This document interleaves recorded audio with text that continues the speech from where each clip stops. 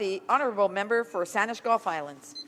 Thank you, Madam Speaker. Je veux remercier mon collègue. I would like to thank my colleague, the member for Brampton Centre, for sharing his time for me and his time with me and allowing me to speak on the 2016 budget. I have the 10 minutes into three general categories, Madam Speaker. First, the overall quality of the budgetary information.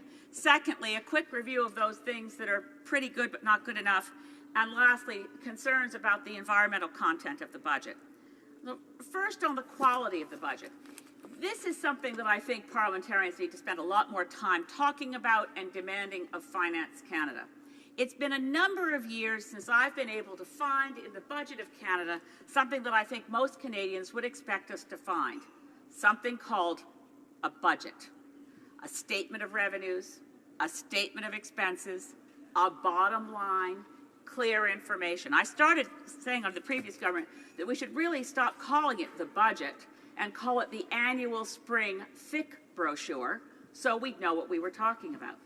I expected more clarity of information, frankly, from the new finance minister, but as we've seen in the information from the Parliamentary Budget Office and their review of this document, we still don't have detailed tables to identify the impacts of changes. The budget 2016 has actually shortened the time horizon on cost estimates from 5 years to 2 years, and it's going to be increasingly difficult to reconcile the program information with the budgetary information with our main estimates and our supplementary estimates.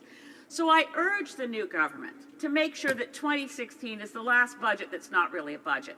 In addition to the things that PBO has asked for, I would like to see a return to budget documents that include a statement of the budgets that are comparable from the previous year to the next year, department by department.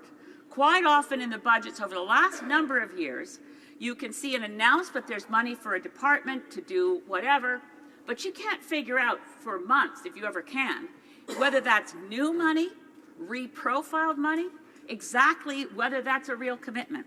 So I'd like to see that. Another thing I'd like the Minister of Finance to do before next year, and as a matter of fact, as quickly as possible, legislation to enshrine the Parliamentary Budget Office and the Parliamentary Budget Officer as independent officers of Parliament and properly funded and not subsumed in the budget of the Library of Parliament. PBO does an amazing job for us as parliamentarians. They should not have to fight tooth and claw for information from Finance Canada. It should be as available to them as it is to us, and we're not seeing that change yet. Now, this budget is clearly much more welcome to the Green Party of Canada than the ones over the last 10 years. I don't open it and cringe and fear weeping at every page. So let me go through those things that are good but not good enough. It's certainly welcome to see $8.4 billion allocated to First Nations, Métis, and Inuit communities. It's good but not good enough because it neglected where we really need to see some increased spending, which is on care of children in those communities. Specific child care dollars were missed. We need more attention on those key areas. So it's certainly welcome, but falls a bit short there, actually more than a bit short. It completely omits, as Cindy Blackstock has pointed out, money for First Nations children and to make sure we act on all the commitments under the Truth and Reconciliation Commission. I was pleased to see action to assist young Canadians or any students with student debt in making that more manageable. But when you read very carefully, you find there is no new money for that. It is reprofiled in ways that will help students carry student debt and ensure they don't have to start paying student debt back until they're making more money. Encouraging, but not good enough.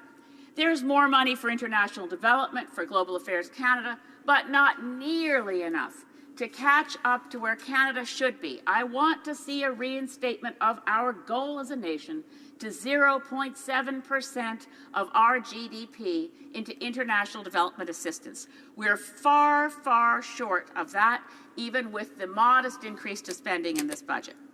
Very welcome is to see money for housing, the federal government back involved in housing. Very important that we do that, but I was very disappointed not to see money in this budget for energy retrofits, and I'll return to that. It's also welcome to see a return to funding of basic science.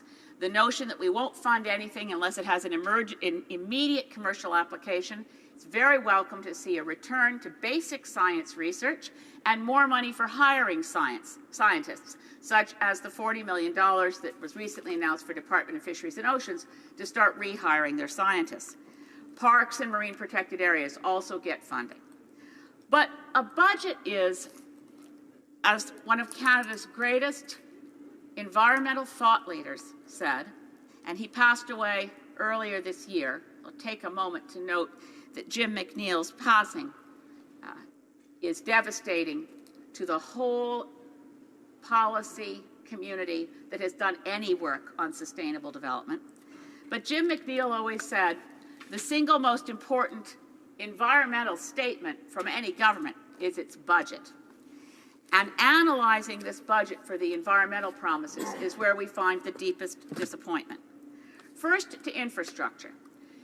Given that the election campaign, the Liberals promised to spend enough on infrastructure to stimulate our economy and to hire a great deal more people, to make sure that we have a strong and vibrant economy that can get us out of the deficit, that was the premise of their election campaign. And I have to say, I don't quibble with that.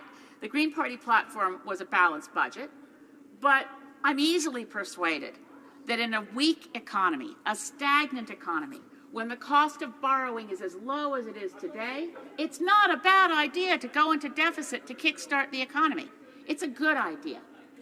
But they fell so far short of what needs to be done to create the investments that we need in infrastructure and green infrastructure to create that vibrant economy.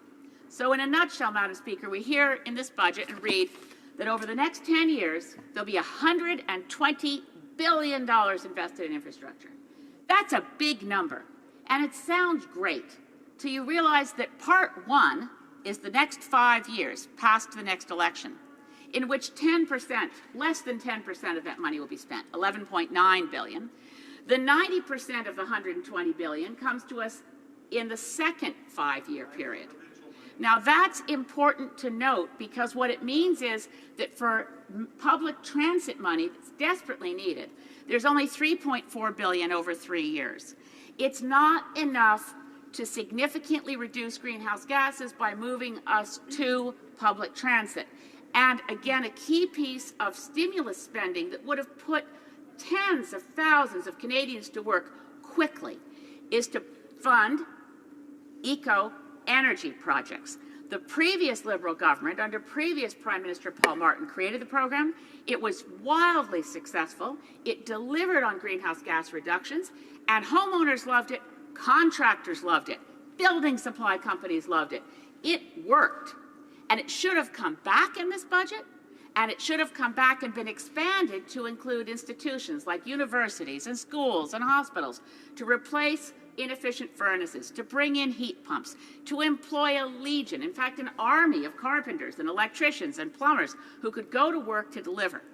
It's missing, and that's a shame, and I hope it will get serious consideration before the 2017 budget so that we can actually approach and attack the 30% of greenhouse gases that come from leaky buildings in Canada.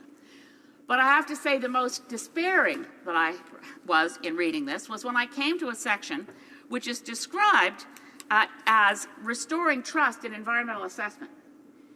This is at page 165 of the budget. Restoring trust in environmental assessment requires fixing the Environmental Assessment Act. The Environmental Assessment Act, originally brought in 1993, was repealed in 2012 in spring Omnibus Budget Bill C-38. This section of the budget suggests we're going to keep the broken, bogus, useless EA that was brought in under C-38, and we're going to keep it for 4 more years. It's specifically referenced as getting funded for 4 more years. This is an enormous mistake, and it must be reversed. Similarly, we must get rid of what C-38 did to our Fisheries Act, to the Navigable Waters Protection Act, which was in the fall budget omnibus bill, C-45. We need to fix our environmental laws if we're going to have a hope of restoring public trust in the EA process. This must be fixed, and it's a budgetary issue, but it's an urgent parliamentary concern that we undo the damage that every single member of the opposition fought against in 2012.